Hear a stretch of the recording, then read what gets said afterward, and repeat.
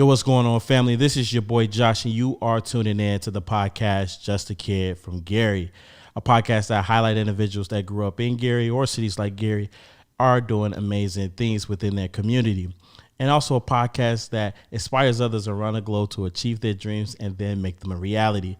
And today I have a very special guest. I have a very, very interesting one. Before I even tell you who it is, I think that it's important to know that this person has been doing some amazing things within their community, our community at that, being a beacon and a light, really transforming their story into a completely positive, outlook. And today I have the very talented, the very motivated Aaliyah Stewart. Aaliyah, how are you today?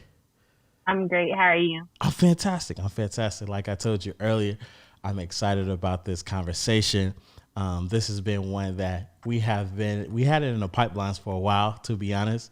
It's just that, this is the perfect time that we've been able to get to it. So I'm really looking forward to, casting your story onto the audience that I have, and even the audience that you have that maybe haven't heard something yet. I'm really excited about that. But right before we kind of get into, the meat and potatoes of this conversation, go ahead and let everybody know. Give us a quick bio of you and what you're doing. Well, first, give an honor to God, because without God, I'm nothing. My name is Aaliyah Stewart, and I'm the founder of the ASW Foundation, #IamThem, which is a nonprofit organization I started my freshman year of high school in honor of my two brothers, Anthony White and James Anderson, that was killed due to gun violence.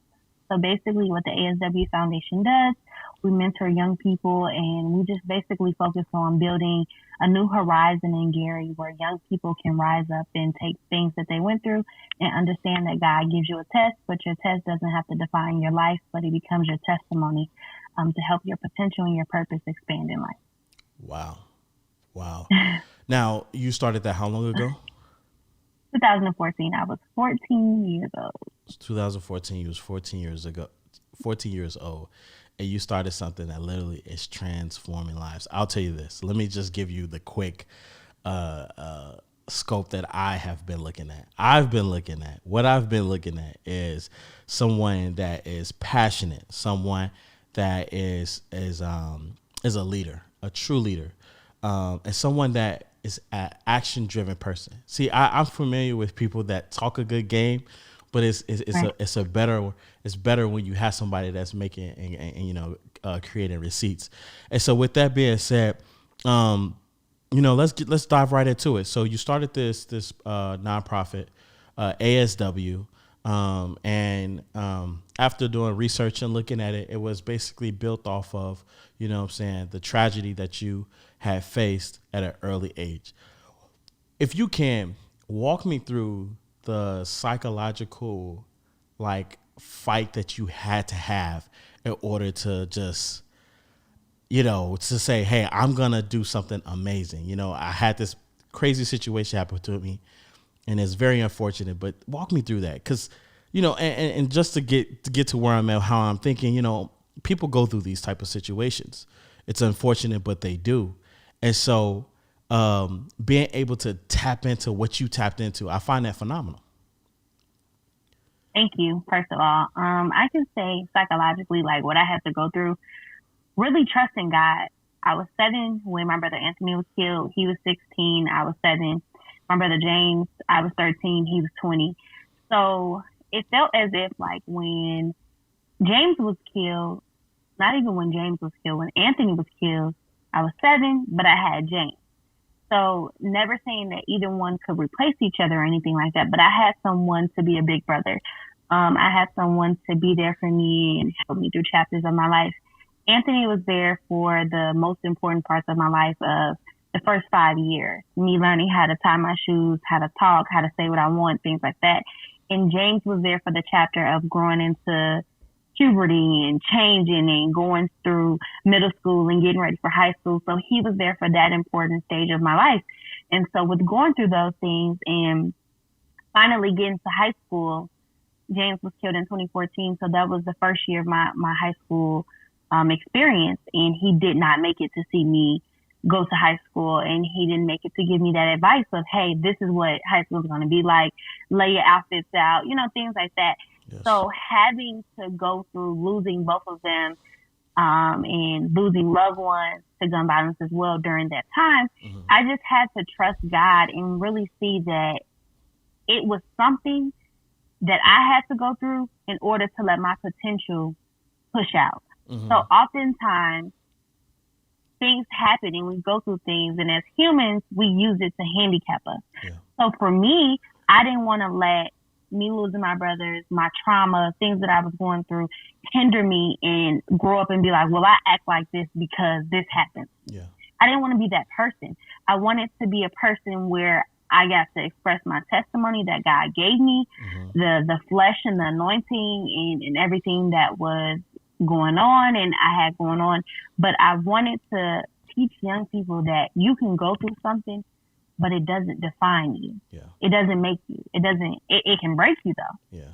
But it doesn't make you. And sometimes God has to break you down to the lowest point of your life to build you up to be the greatest. To build you up to reach the peak in your life that you have to reach. So for me, I just had to be like, at some points you like, why me? Yeah, definitely. Like, what did I do? You know? And then in other points, from a more spiritual standpoint of it, how can you ask God, why me, when he gave his only begotten son? So it's like, what do I owe? Like, what does he owe me? Right. And he gave his son that I should have life and have it more abundantly. Right. So just understanding and having that gift that my mother gave me at the youngest age of my life, and the greatest gift is knowing God. So having that and understanding that, and every day wasn't easy. I still have my days. My brother's birthday is tomorrow. Okay. And it's another year. It's another year that we celebrate, but we celebrate life with him not being here. Yeah. So I still cry like it happened the day before. Like, I still cry. And that's what people don't know. And that's why I love podcasts like this, because with people from my hometown, because it's kind of like you understand, so I can be more honest and open about the situation. But I still cry. Yeah. Like it just happened. I still have my days where it's like, I want to do this, or I don't want to deal with this. I wish I could just scratch that and just have them, I still have my days, and some people understand, some don't, but it's my reality. And that's the thing. When something becomes your reality, a lot of people don't understand that. That's true. A big part of everything that you said, I think that is really dynamic is, channeling everything that God has put you through in order to, use that as a light. I think that's outstanding. I did my research, and I was just looking at some of the conversations you had with guest hosts or other big, larger platforms to, at least be an advocate for what you're doing. And I realized that even in those moments, you show a resilience of strength, of integrity. You represented your family really well. And I think that that's a great example. I think that, you're doing a fantastic job of being that example for people from our city. How I look at it is we produce some of the best people in the world, or at least Gary does. We created, or we established, the Jackson's Five. We created them. They are a beacon of what we do, but we live hard lives. We go through some hard things in life, and I have nothing to relate to you, to be honest. Like, as far as like your situation, literally, the craziest thing is I've seen other people, in those situations, but never a family member, and so I really think that what you have done has been a way to shape, your outcome, because, I was thinking about it. Most young people, that happened to, because even me, like watching it, I wanted to be a vigilante. I'll tell you this. I had a friend of mine who, in high school, he through some retaliation, gang stuff, he ended up getting shot and killed. His cousins then went and, vigilante, hey, we're going to avenge our cousin's death, homie can't die like this. Literally went and, did whatever. We won't mention no names, obviously. But I just think that like that just takes like what you had took a level of strength. Well, I'm really it's profound. Like was it the support system? You know, was it just church? Like really give us a good perspective. That's what I want. A full perspective of how you've been able to. And like you said, it's a constant thing for sure. But yeah. I can say it had a mixture to do with first God giving me the strength and support. I have a very supportive family. I have a very supportive mother. Yeah. So having those things, but even when I couldn't turn to my mom to talk to my mom, because if it's hard for me, it's even harder for her. Yeah. Right. Yeah. So for me, I can say having my support system, but number one, knowing that when I can't turn to my mom, my family, my favorite cousin, anybody, I have to turn to God. Yeah. And at those darkest times, because even with having family, your family moves on. Yeah, your family goes on. Yeah. People move on with their lives. Your family members, friends, people move on with their lives. And it's like you're stuck there because that's your reality. Yeah. Yeah. It was my reality. It's my mom's reality. It's still our reality to this day. So some people might not understand, like, hey, why do you still cry like it just happened? Yeah. This happened for Anthony. It would be, this is 2020, 2013 years. James was 6 years. And some people can't understand. Why do you still cry like it just happened? Because it's not their reality. That's true. That's true. I heard you say in one of your, I think it was either in one of your, someone was interviewing you or you were giving a presentation. I think this is the one you was giving a presentation. You said, when you lost your brother, in some way, shape, or form, you lost a piece of your mother. I want you to expound on that because, I don't think people realize how hard that is when you lose someone to gun violence at an early age, what that does to the full entire family. Why I say that is because my mom, like as a kid, I had everything a kid can want material-wise, but just having to watch her, bury her child and things like that, a part of her love was on hold. It was something that she was experiencing. It's not a word that you have for a mother that has to bury her child. That's true. Never have a word for that. That's true. So the love was not as it could have been. Mm-hmm. But that was only because her heart was hurting. Her heart was aching. Something that she nurtured and cared for and loved on and tried to protect and give a better life. We moved from Gary to Maryville, had a very nice house, a very nice life. Yeah. So again, reality knocked on our door and they checked us and it was like, my brother was never in trouble. He wasn't a fighter. He played sports. He was a ladies' man. Why did this happen? So for us, my mother just, watching her go through it, I honestly can say it made me the person I am. Yeah. Because I got to watch her at what some would think was her lowest, but it's really when she was being her strongest. Yeah. I can see that. Especially during that time period, she has to put on the right equipment. The armor of God. That's literally, that's what I was literally thinking. She has to put on the armor of God in order to deal with that situation. And then because in some way, shape, or form, she was a mother to you. It's just that she just had to in her own way deal with that situation. Like I said, once again, I take my hat off to you and your family. And especially what you're doing and what you guys are doing for our city is phenomenal.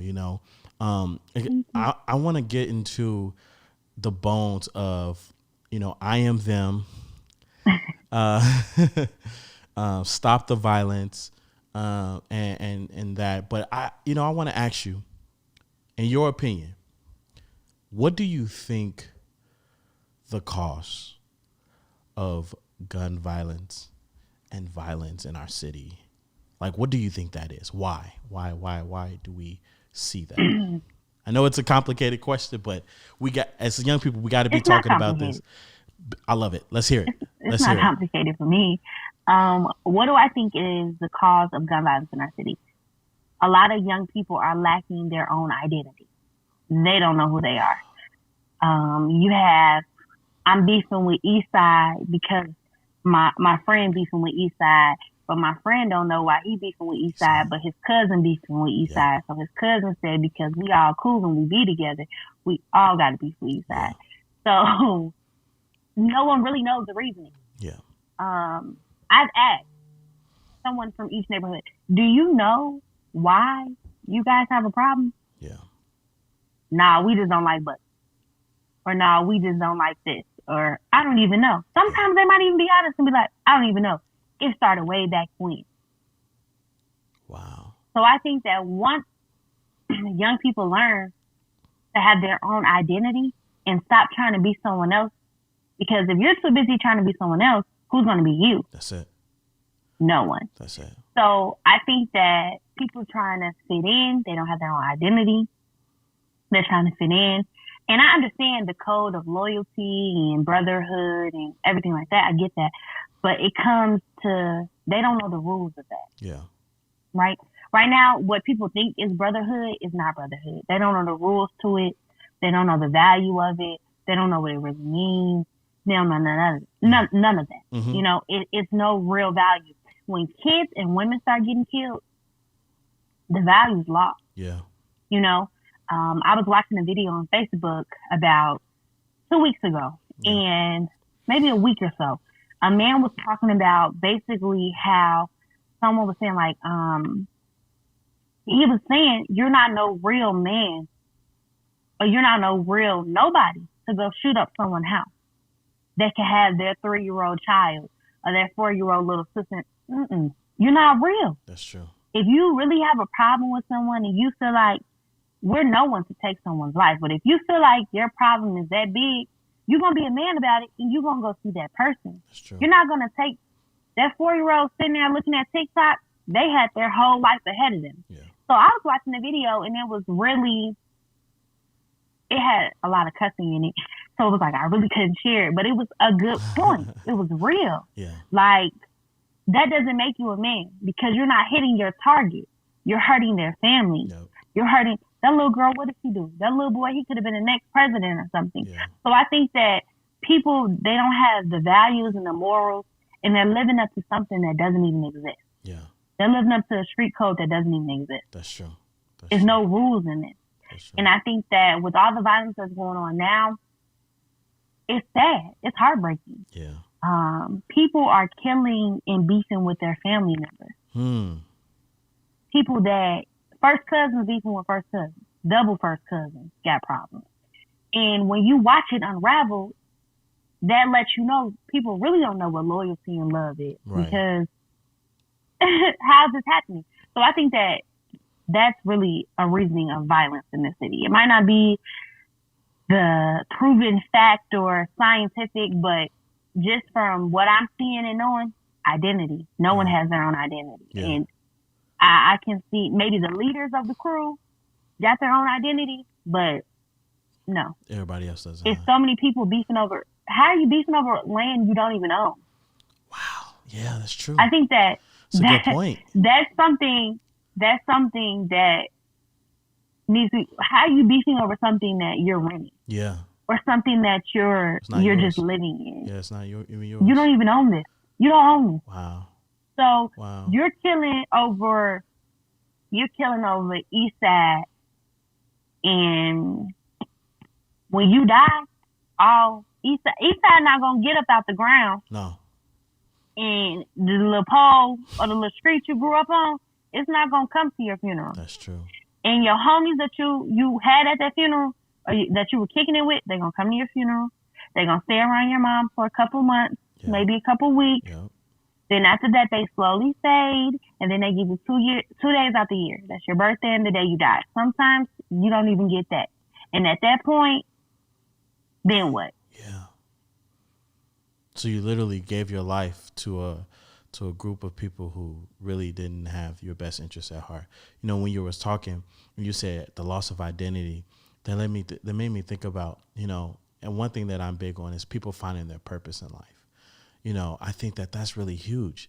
I think that we do a poor job of even establishing, you know what I'm saying, our little guys and young girls on establishing or figuring out their purpose.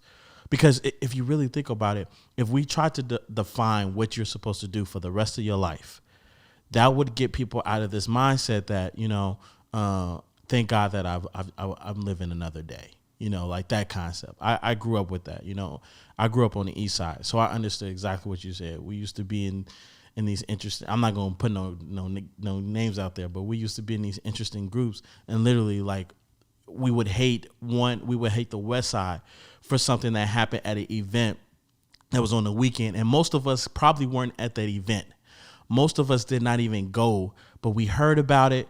We got word about it, and we're upset at this side because of what happened there, not even knowing the details.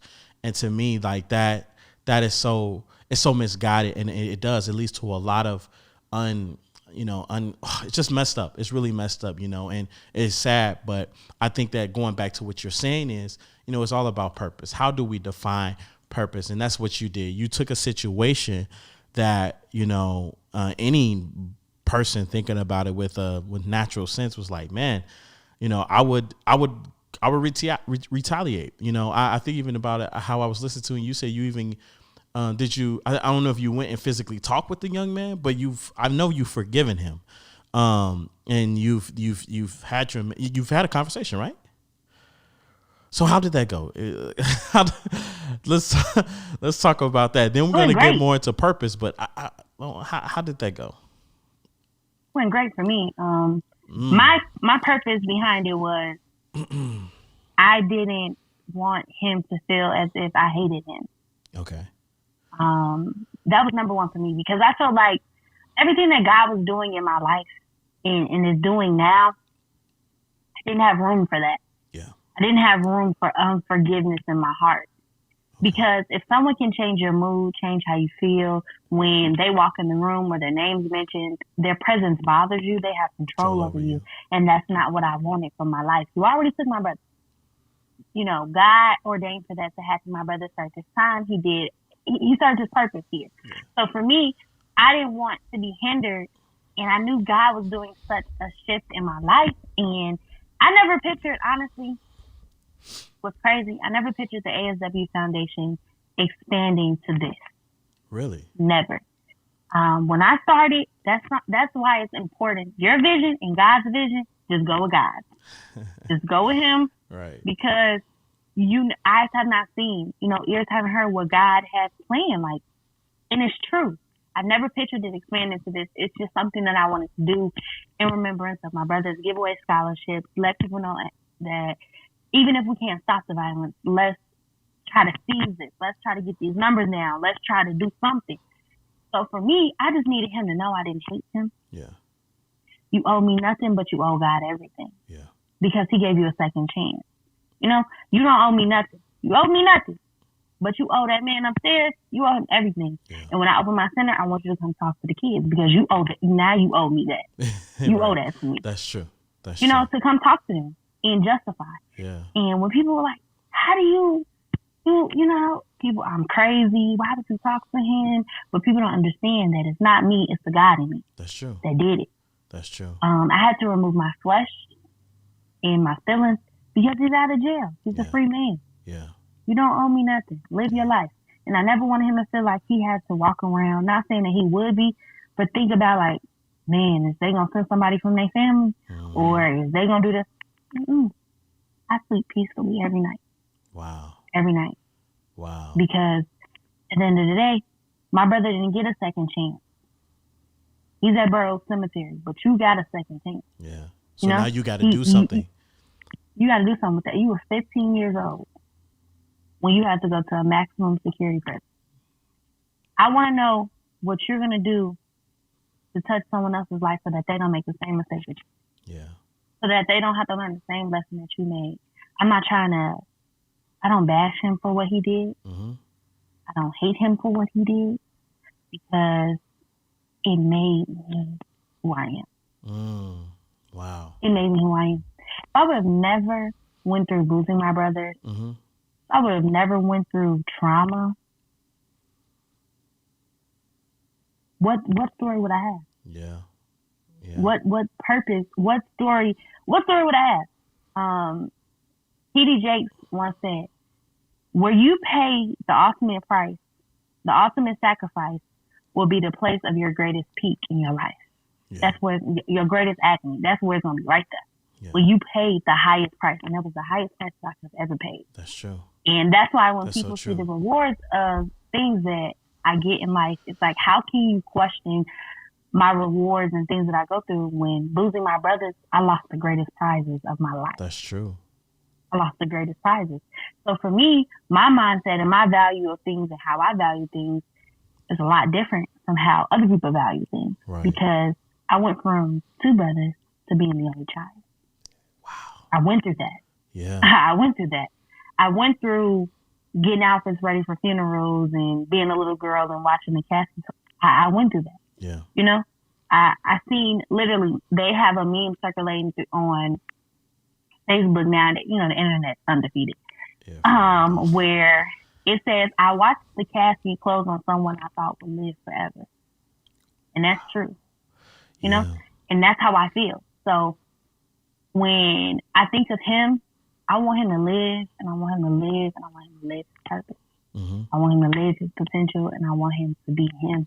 Yeah. He owes me nothing. He don't owe me nothing. Yeah. He don't owe me. He actually owes, I'll tell you this. He actually owes the community. He owes the universe. He owes all of that to that. Like, he has to give his life now to that so that he could be because he even has a story, you know, like this guy has an ultimate story as you do, because he's able to sit on and stand on the other side of the fence. And, you know, there's a level of reality to all of this, is that, you know, what we do in life, you know, whatever we do in life, it has either a negative or positive effect on the world. But we don't have to allow that to define us. You know, that doesn't have to be the definition at the end of the day. It could be something completely different based off of what we want to do in life to change that. But we have to be willing to, sit down and say, okay, I messed up. I effed up. It was huge, but I'm ready to make a change. And I think that's what this dude, he has this opportunity. And I respect you so much for even being in a position where you want him to grow. You know, because people in a situation like, I hope you, I've heard this before, I hope you ride in hell. They say these things and because they're hurt, by the way, there's no justification of me downing them, because I've never been in that situation. They're hurt and everything like that. But being in a situation where you're able to say, you know what, young dude, you made a lot of mistakes, man, but take this and run with this. And that leads me to this. You started a youth center. So that you can basically just tell me why. Like, why did you start the youth center? I know there's connections obviously to what you're doing, your purpose, but why did you start your youth center?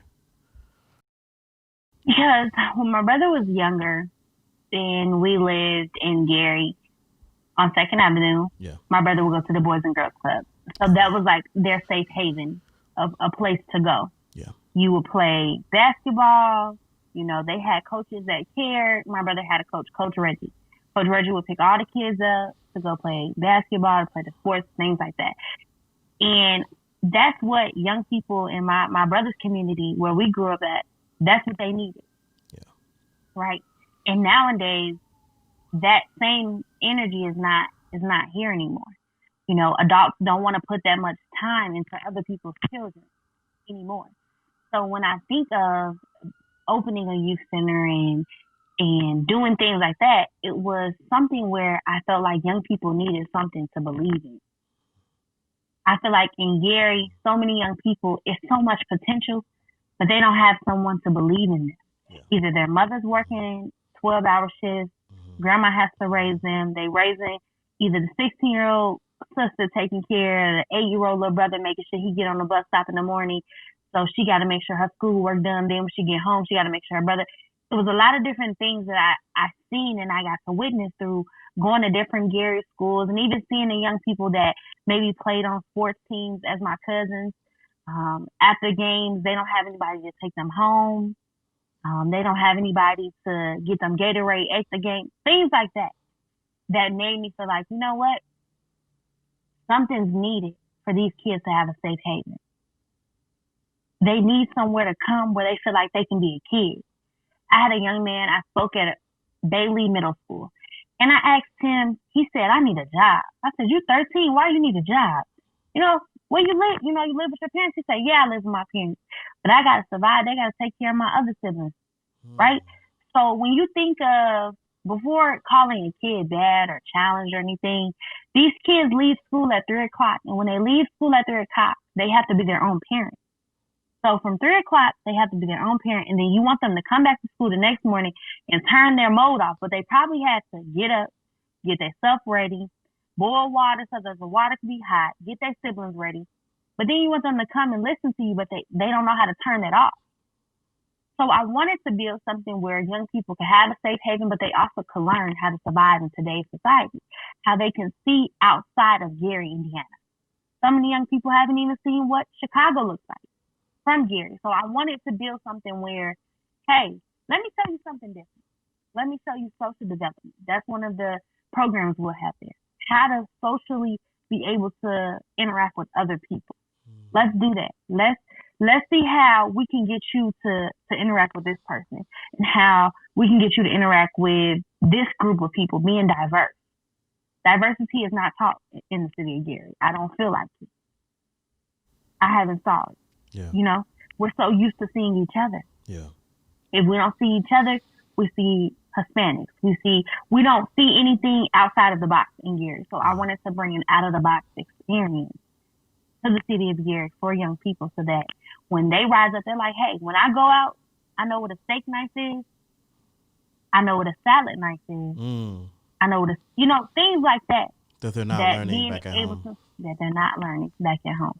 And it's no shame on their parents because I was raised by a single mother. I understand. Yeah. You work a 12-hour shift, baby, all I want to do is give you your dinner. And go to bed. I'm going to check the mail. I know it's going to be some bills in the mail. Yeah.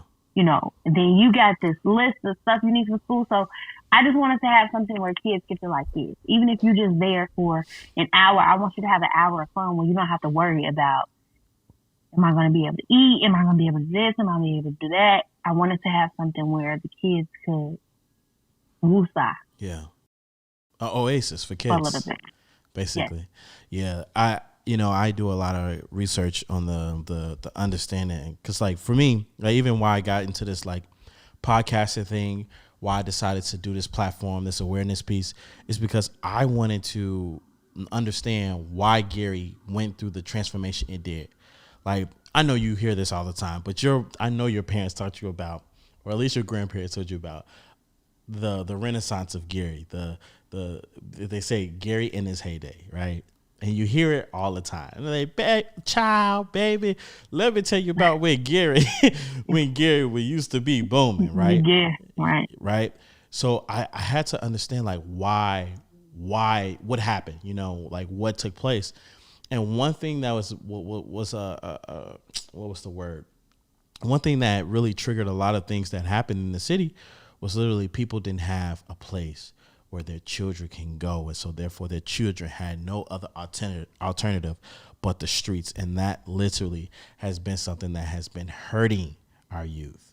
It's been literally so it's I think about this too. Even like for me, if we didn't have a park across the street that I can go to every single day, man, it would be worse for me. Honestly, it would be worse for me because it's just that no outlet. And it takes a lot to say that. And I look at it does, but I look at very successful communities and what the amenities that they have. They have, like, if you really study communities, they have places where you can send your kids. Your kids can go to swimming. Your kids can go do dancing. There's art culturals and music cultural centers. There's all types of places where people like kids, can go after like after school programs and different things like that. Because like you said, if you're a single parent and you're working 12 hours, majority of that time you're trying to get your kid into school, right? And then after that, you hope to God that they can get into something that at least give them an hour or two so that you won't miss too much of their time outside of, school. And so I think what you're doing there is really great. You're providing a what's the word? You're providing a resolution to a problem. Now tell me how hard has it been, especially with building a nonprofit, doing all these endeavors. Let's talk about, because I don't think true people where we're from understand the concept of entrepreneurship, executive directors, CEOs. I don't think we really fully understand the hard work that goes into what we do day in and day out. So let's talk about that. There's two sides to this. This is why this podcast is so dope, because literally it's two sides to the coin. So talk to me how hard and how of a I'm not gonna say it's hard. Okay. I don't think anything is hard. You just have to have the mind power. You have to put your mind to it. Yeah. So we often say this hard, this hard, because that's just a word that we was taught in school to explain something that was more challenging than what we probably want to put our minds to. So I'm not going to say that it's hard. I can say every day it's a new challenge, it's a new leap, and it's a new mountain. Okay. Now, with having a new challenge, a new leap, a new mountain, either you can ask God to help you move that mountain, or you can say, for you to learn that lesson, God help me to climb that mountain to get over it. So I can get the lesson, but just get me over that mountain. Yeah. And I think that's where I am. I don't want him to keep moving them. I just want him to help me climb. Okay. So that I can still get the lesson in it. Because if it costs me nothing, what does it mean to God? Mm-hmm. If I pay nothing for it, how is it valuable? Mm-hmm. Bishop T.D. Jakes talks about all the time, stop taking the shortcut out of it. Mm-hmm. Stop looking for shortcuts. Mm-hmm. In me, I can say, at one point, I was the queen of shortcuts. Mm-hmm. Right? Mm-hmm. I wanted to, okay, let me do this, but let me get around it this way. Mm-hmm. Now, I don't want to get around it. I want to see all of it, because I don't want to have to go back. Mm-hmm. Right? And go through the same hurdle again. Yeah. I just want to be able to, let me just get this lesson right now, but let me climb over my lesson. Wow. So I think that it's not hard. Mm. I have days where it's like, boom. But I just say, God, bless me and give me the strength to go through this another day. Yeah.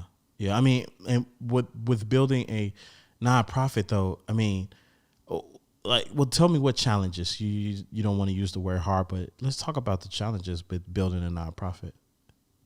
Board members.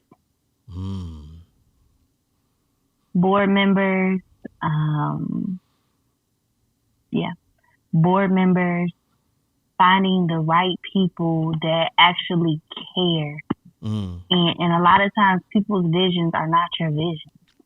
Wow. So finding people, you never want anyone's vision to be yours, but you want people to see some type of value in what you're doing. So finding people that care about what you're trying to do and see some growth in what you're doing and can add value to it.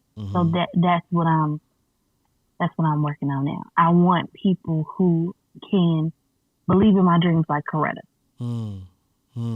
I want people who can see what I'm doing and be like, boom, I can add to it like this. Or I need people that can care for kids. I don't want anyone that's going to say, them kids bad. I want that. Yeah. I want somebody that can full-fledged care about these kids, because if we don't care for them now, who will? That's a good one. Like, who will? So building a nonprofit, your budget. Making sure you stick to your budget, making sure you got board members, abide by bylaws, things like that. Really, I mean, it's not challenging. It's just like when you're a kid, you have to pay attention to your parents. You have to listen to your parents. So just utilizing and going through that. So those are the biggest challenge you're having right now, is just board members, huh? Trying to get them on the same page you are. Yeah. Yeah, I can almost imagine how hard that it will be, especially trying to share that vision, even though your vision is kind of universal as far as, within our city, stopping the violence, right? And to get to that, like, you know, what initiatives do you have planned for the future as far as, you know, stopping violence? I know you say you're doing what you're doing with your center, your youth center, and I know you're sharing your story, but like, what are some of the initiatives that maybe we don't see every day that you're helping to stop the violence? Coming up with a peaceful, not a peaceful treaty, but just bringing each side together.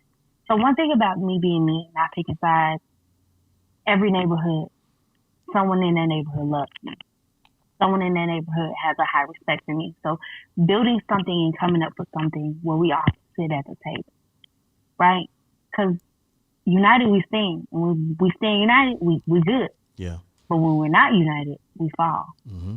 We're divided. We can't keep wanting them to build up our communities, but we keep killing each other. Mm-hmm.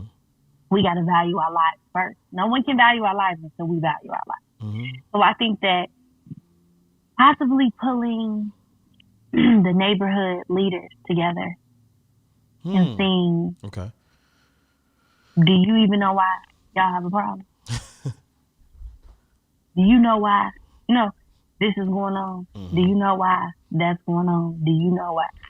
And more than likely, they're going to be like, no, not really. No. Or more than likely, they're going to say, he killed my homie back in 2005. Wow. Or he did this. How many years ago? 15. Oh, okay. So how do you get those guys in the room? Like, what do you, like, I mean, do you know? I mean, if not, we could talk about it, but how do we get them in the room? Yeah, how do we get them in the room? Piece by piece. You don't just put them You don't just... That's true. You can't just throw them all in the room. That's true. You just don't put them in the room. Right. Maybe meet with... But this is the part, though. East side is beefing with east side. Mm. That's where it really gets sketchy, when the same side is beefing with the same side. This is how I really know no one knows this point. So maybe putting everybody this side into one room, this side into another. You know, pulling everybody piece by piece. Now, I'm not going to say it's going to work. But I'm going to say Nipsey did it. Facts. In his city. That's true. And I don't think no one gets rougher than the Crips and the Bloods out there in California. What they're doing, yeah. Yeah, because they're doing so that I for think real. that is... it's about mature. I think that the maturity, you got to be on another level for stuff like that. Yeah. Honestly, I think that people's morals, their values is not here. They'd rather go buy their kids some Jordans than instead of making sure that they have a life insurance policy. That's true. You know? That's true. So I think that when the morals and the values of things get there, then maybe we can have a mature adult conversation.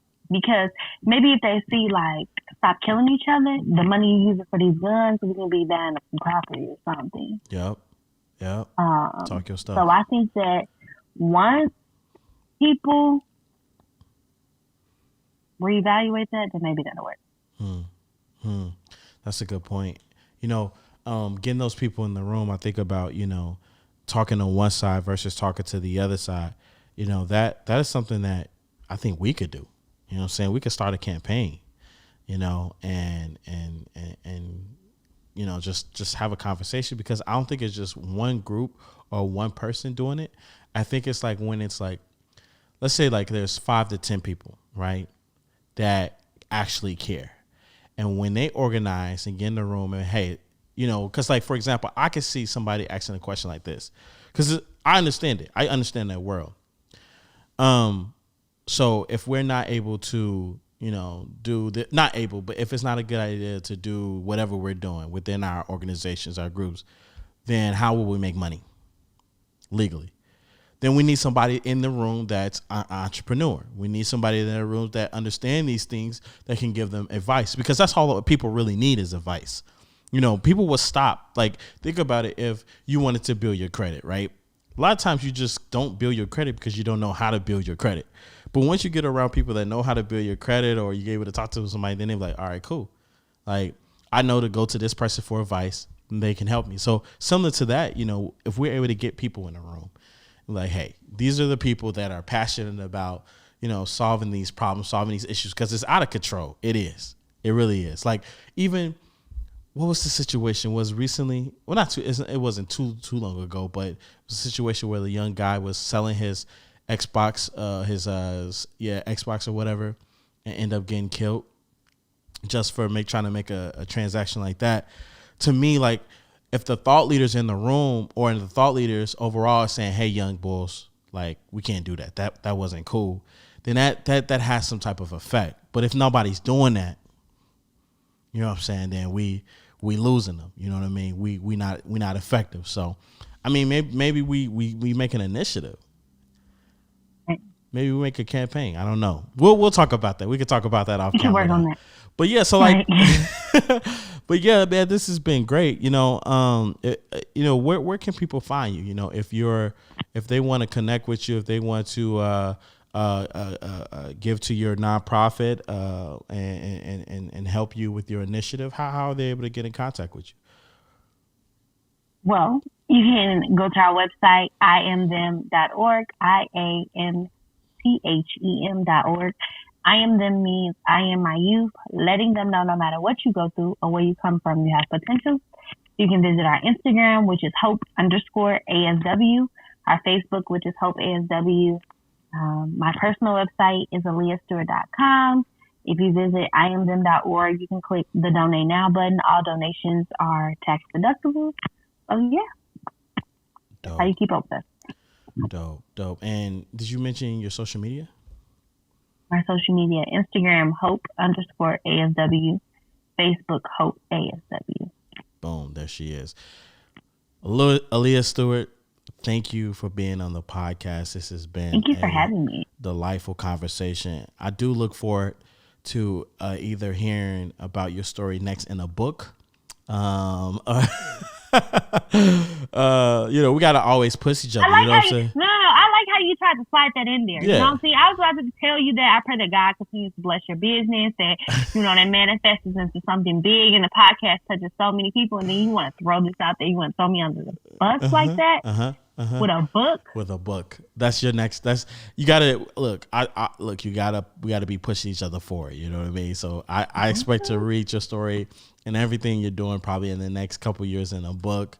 You know what I'm saying? Selling #1 book across the world, #1 book New York seller, selling across the world, doing amazing numbers. That's how I see it. I'm gonna receive that message, but you gonna help me write the book? I'm not good at that. I'm not good at that stuff. But I can plug you. I can plug you. I can plug you with the right people that know how to get you. Oh wow. Get you there. You know what I mean? But yeah, this has been another episode of Just a Kid from Gary. Y'all been talking to Aaliyah Stewart. My name is Joshua Sims, your host, and I am out. Peace.